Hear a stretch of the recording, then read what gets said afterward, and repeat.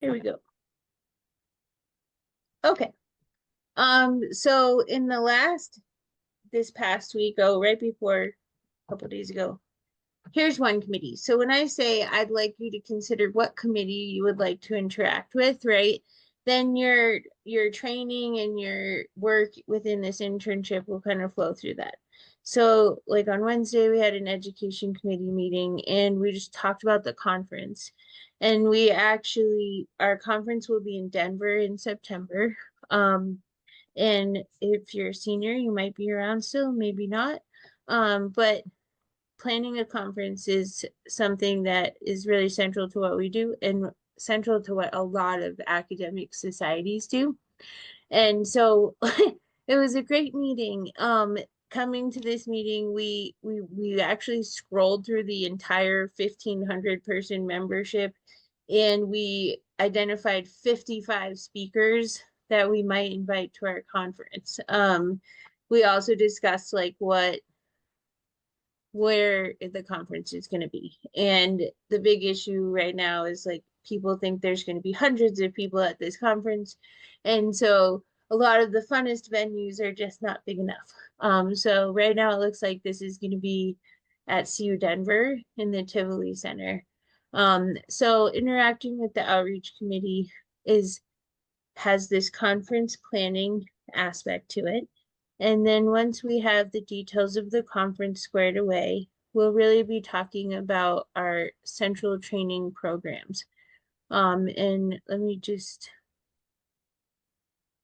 I think I'm in a different screen over here. Hold on.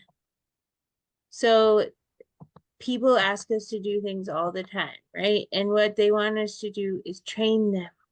And so the cool thing for you is that if you participate in some of our training initiatives, like you too will be trained in things that you might not be learning at school, because there's not like strong botanical education in academia. So here's another document that kind of I'm working on to sort of emphasize what we're all about. So still within this realm of education, right?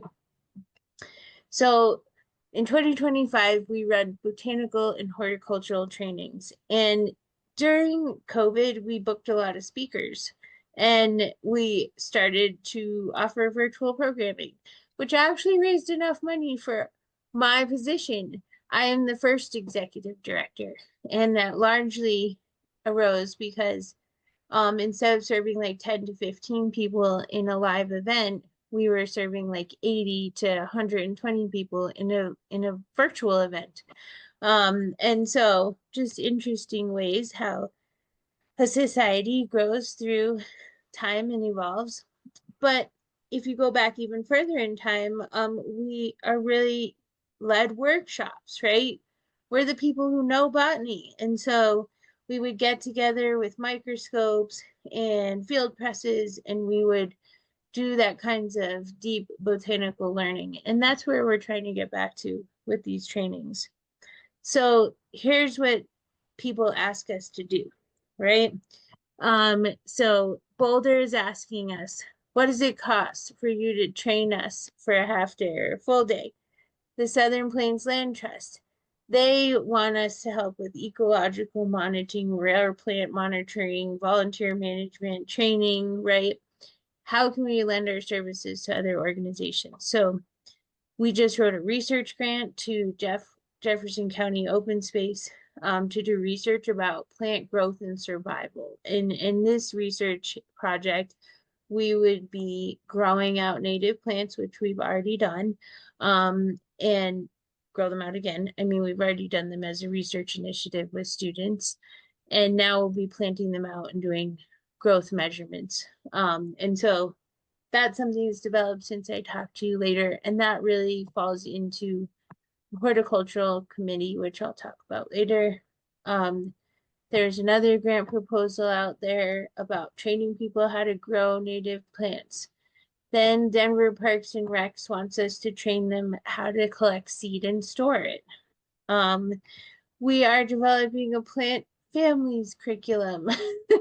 And one other thing happened today. I didn't get it on the list yet, but people are always asking us to teach them things. And so that's what the education committee is really about.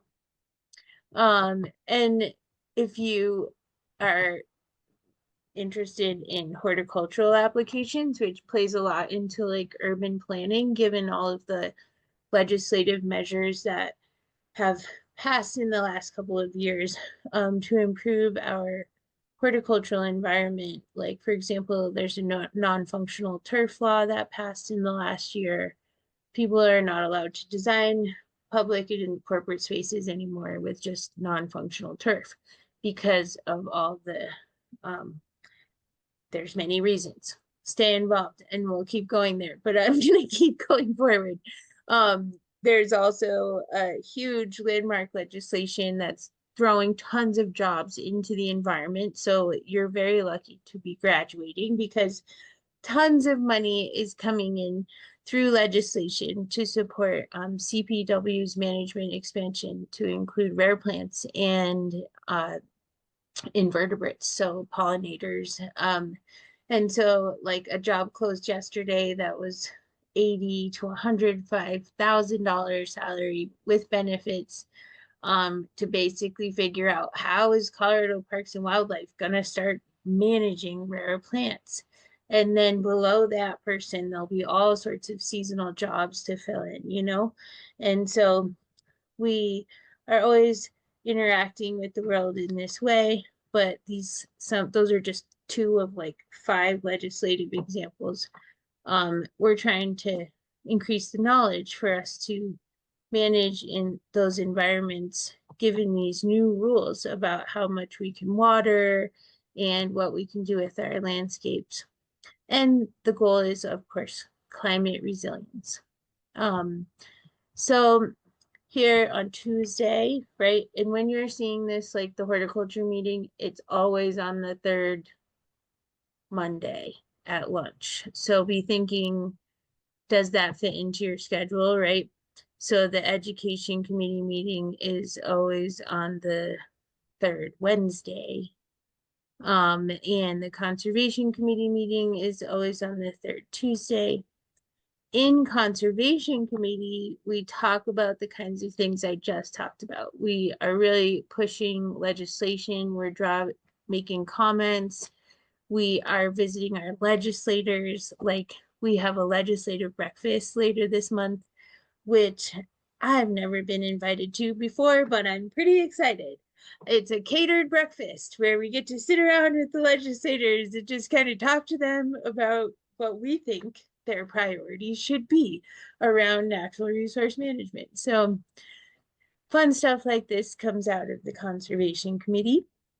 And as we move right along, our Field Studies Committee meetings are not posted right now, but the Field Studies Committee runs the Adopt a Rare Plant program. And so in that program, we do all sorts of work and potentially a ton more regarding rare plant monitoring because of the legislation I just talked about. All right. Now, you guys are in the Boulder chapter. So when you look at the calendar and you click on Boulder, you'll see that every month there's a meeting in the Boulder chapter. And I urge you to go to these meetings, right? The next one is a local author who runs a consulting firm that does ecological restoration. And in attending these meetings, you'll be able to like expand your own understanding and knowledge. And whenever you're doing self-enriching things like attending a meeting like this, you can be logging your internship hours. And the Boulder chapter is like really on top of their game. So they don't need help in booking any program. But I did mention to you that I would like to see us have some sort of event on campus, like a native plant meeting, just to see how many students are interested in native plant conservation. Tons of other stuff shows up on the calendar, like fellowship opportunities, like here at the end of the month our own grant applications and those of other partners come due. And so as you scroll the calendar, you then see in February the same cadence. So I'm asking you to choose a committee, figure out what you'd like to do. There is also a media committee that publishes a magazine. And that would be another opportunity. And so that's what I've got right now. And then going back here, I thought after asking you questions, I'll share in some of these things that I've written about research we could do and other things. I've asked everyone in the world what maps they need to be made. And so I put in your internship agreements based on your feedback that there'll be opportunity to like make at least one map, right? And so we'll keep pushing that because making maps is great for your resume. And then specifically, oh, I didn't even talk about the restoration committee, which is a huge one too. That's where we train people to identify plants that we collect seed from. But we work deeply in that program, and there's funding to continue your internship in that realm in the next in through the summer if you're interested. And so let's just look at that really quickly. So in the restoration committee, we're basically deciding like what seeds should we collect to develop a seed bank for restoration. And I've talked with CNHP heavily about what you folks could do for them in terms of characterizing data that we've already collected. So we already know tons of stuff about the seeds we've already collected. And so it would be a great opportunity for someone if they were interested, one of you, two or two of you, if you want to work together, to take that data and think about how we might characterize it. Like, how many counties have we collected seeds in? How many Forest Service districts have we collected seeds in? How many of them are grass seeds versus forb seeds? You know, like all sorts of questions can be asked with what is now like archival data, right? And the nice thing with working with that is you can do it on your own time and yeah, we could work on getting a publication out of that. All right. So what do you guys think? I was just thinking in terms of, you were talking about outreach and mapping and things like that. And I think one of the things also GIS related that they could do would be one, something like a story map, but two, there's dashboards and experience builder where you were talking about all the seeds, for instance, this recent one, you were talking about all the seeds have been collected and where, and you could do a map dashboard with all the point locations, they could click on the various different people could click on various different plant species, see how many seeds were there, all the information that related to that. And that would be then posted on your websites or one of the websites and, out there for the public to see. Well, that is an absolutely beautiful segue. Thank you so much. Because this is something, for example, we've been asked to do in for the Forest Service, right? Take a look at this, like Utah State University Eco Restore. So we are being asked to review this and see how much of this data have we already collected, and characterizing that question through like a story map like you just described would be a great response, right? Because we feel like through a different analogous process we have likely collected all of the information we need to have a resource like this. But right now all the data we have is internal facing, it's not facing outward. So here's another example in Arizona. So like there's eco restore in all the states, but not in Colorado. So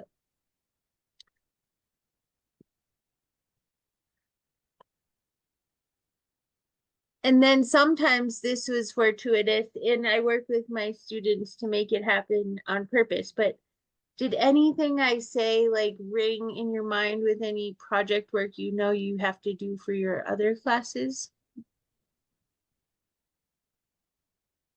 I mean, maybe for Professor Isaac's final in remote sensing. We Yeah, could definitely do a remote sensing project. or how about stats? Like, right, you could run some stats on some of our data. Yeah, for sure. And with the urban planning, like just even looking into the legislative initiatives would be cool. I don't know about all of Colorado, but I know at least on campus we have, um, they've already done it, and I'm sure they do more. We have rooftop gardens, but we also have pollinator gardens that they plant around campus to try to improve biodiversity, and then there's the cool boulder, Mhm. the attempt to combat urban heat island effects. So maybe something related to green spaces. Absolutely. And we are partnering with them, and I'm glad you said that because get to the right page here. Another thing that's going to happen within your 15 weeks with us is there's a bunch of conferences. And so if you'd like to attend a conference, that would be another cool piece of professional development for you. And so let's see. The first one is March 5th, I think. March 8th. And this is actually in Fort Collins, but it's this Landscaping with Colorado Native Plants conference. And I'm trying to encourage them to offer you free registration if you would volunteer. But so far they didn't say yes to that. But we'll keep working on it. And then in Pueblo in March, there's another landscaping conference. There's an interesting bison conference in Wyoming coming up and a sagebrush restoration summit. And so those are fun field trips we could take if you were interested. And yeah, I always think it's great to go to conferences, see what's going on in the great world. Have you been to a conference before? Yes. Yes. Which one have you been to, Nick? I helped out. My girlfriend was working at the Gold Lab on campus, which, and so I went to their symposium, which wasn't exactly about native plants, but it was a lot of medicine and stuff like that. Cool. How about you, Todd? Um, I haven't been to one for a while, but when I was younger, I used to go to a couple. Cool. Like, yeah. With your parents or by Yeah. yourself? By my parents, with my parents. Right on. That's cool. I brought my kids to conferences before. It happens. Uh, so anyway, yeah, I don't like to put people on the spot, but you're free to like tell me if like you're like, yeah, I would like to work on rare plants or restoration or education or horticulture. Yeah, I feel like restoration sounds the most interesting to me, like for the committee. Yeah, totally. That's cool. Yeah, me too. I'm looking for something to do in the field more than like being inside. So maybe the restoration one. Or you talked about the field studies committee. I don't know if that's one too. Mm. Yeah, like the field work that we do typically occurs in the summer, but we can always go out on field trips together and I can teach you like field methods, right? What we would be doing. So you would get that experience. Uh, and so in the field studies committee, we specifically focus on rare plants, but it's kind of similar to what's happening in restoration, except the species in the restoration side are like ones we're going to collect seed from. So what do you think, Nick? I don't know. I'm not super certain. I'll definitely have to like look into them maybe a little more, but restoration sounds cool. I would maybe be interested in education. But I'm not 100% certain. All right. Like to make a decision by, I guess, would be, and that will give them a chance, I guess, maybe to look at the website, look at all the links and the conferences and everything else. Yeah, and it's about like getting your hours, right? So that's one piece to the puzzle. So definitely look at the calendar and create a schedule for yourself. Things are always popping up in the calendar, but as far as February, think about what you want to engage in, and that would be a great way to get to know what we do, right? And a lot of chapters are having like virtual programming. For example, an author is coming to give us a talk on January 25th, and that's a virtual talk. Also on January 25th, we're meeting up at the Styles African American Heritage Center in Five Points in Denver for like a seed sowing event, right? And part of this is just getting the experience to decide if you're interested in it. So take a look, see the gaps in your schedule, see what you might want to participate in. Um, and we can go from there. Like, there's also going to be like a seed sowing event in Windsor, and there's going to be a plant ID training in Windsor, and just think about what you can get out of this because frankly, the work that we want you to do, you guys are our pilot cohort, right? So it's more about figuring out what work could be done. We don't have immediate needs and slots that you need to fill in. So let's be creative and see how the relationship could work together.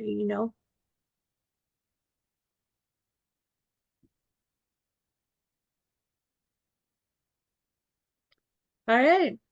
I will send you like documents of proposals that are out there of stuff that will eventually occur. And then in terms of, yeah, like your engagement, you can register for any of these events. And so just register for them. And you can tell me when you do that.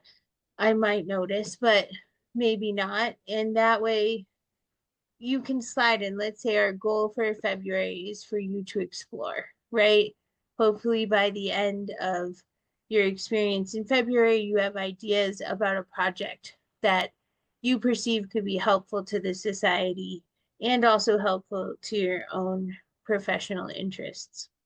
And then we'll spend the rest of the time carrying that out, and there'll be more to one mentoring unless you're working together on it. Like, then we could meet in these small sub teams.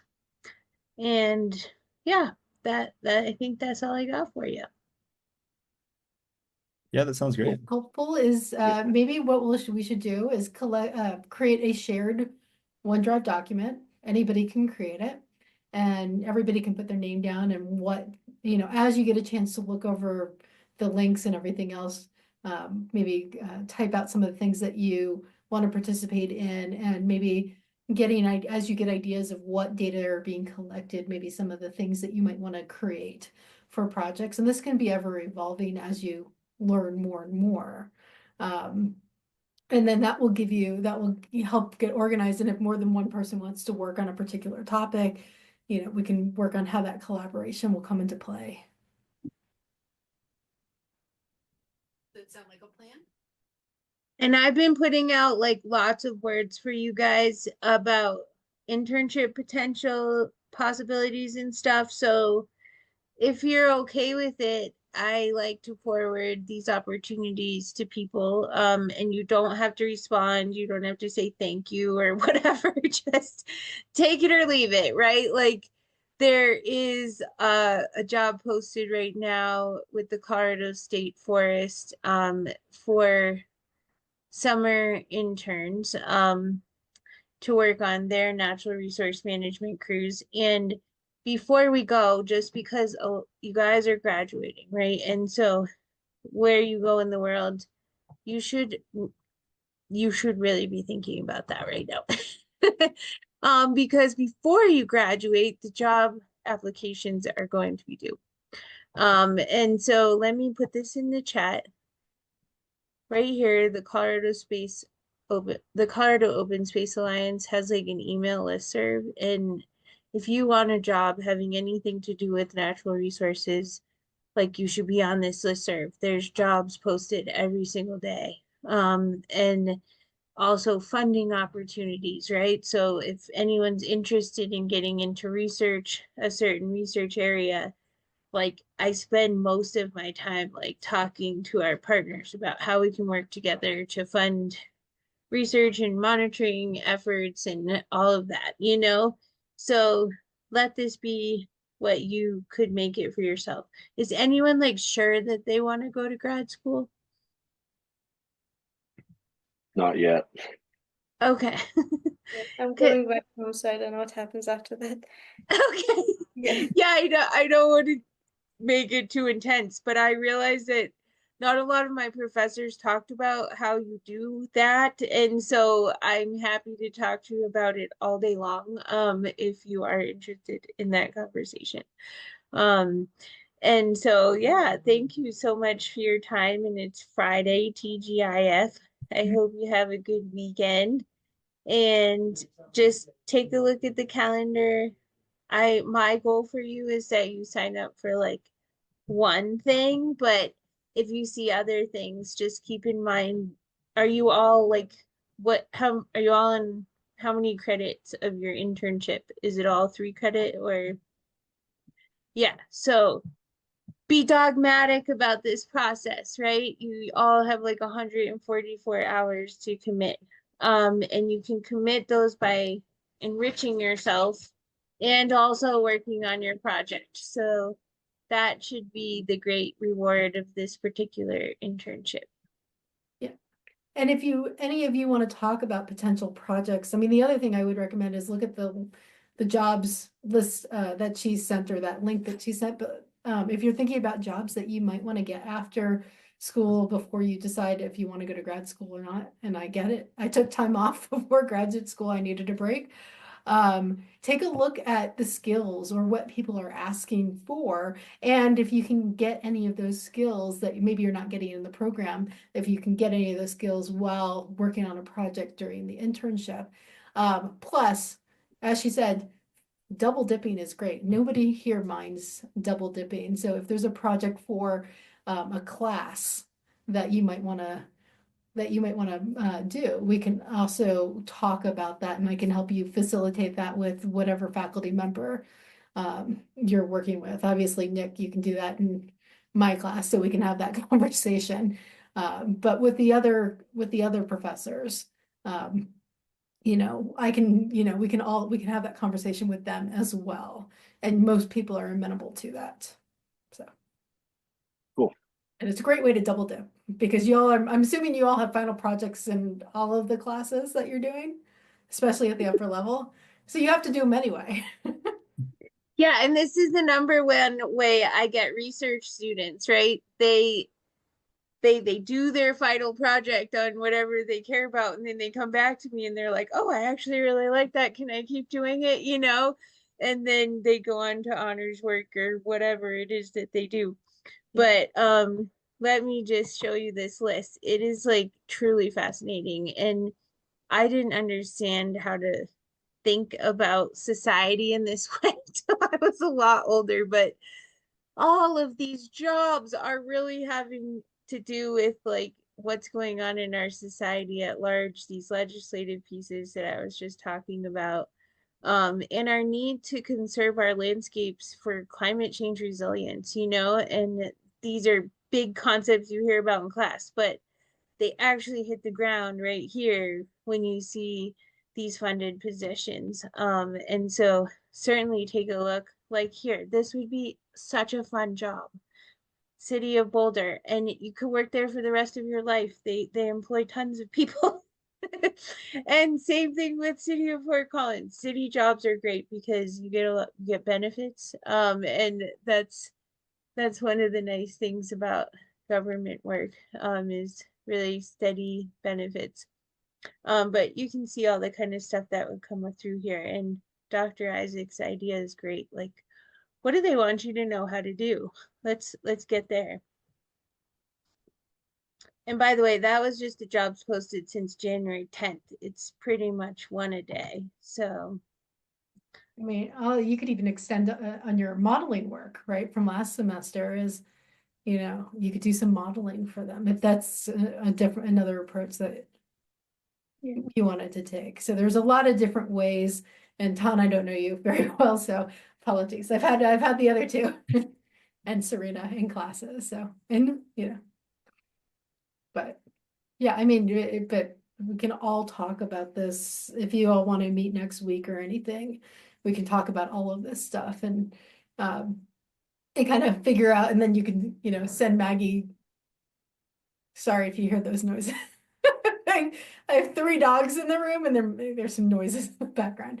But we can, you know, always chat next week and we can send proposed topics to Maggie as you're thinking about things. Or if you see skills, if there are jobs that you see, you're like, oh, I really want those skills, but you're not quite sure how to work it into the project or the internship. You can send those skills to Maggie and she knows, you know, about what they have there. And so she can say, okay, I think this would fit into, you know, here. absolutely. And I have just like I just operate my life as a professor as like I'm an enabler, right? I don't have this like dogmatic plan for what you need to know.